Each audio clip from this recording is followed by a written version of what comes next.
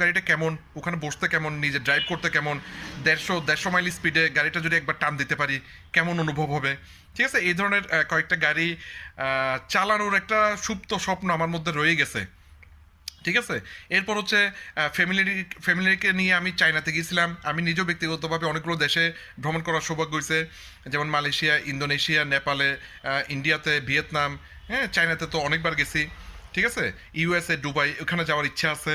ঠিক আছে, এই ধরনের কয়েকটা সুন্দর জায়গায় যাওয়ার ইচ্ছা আছে।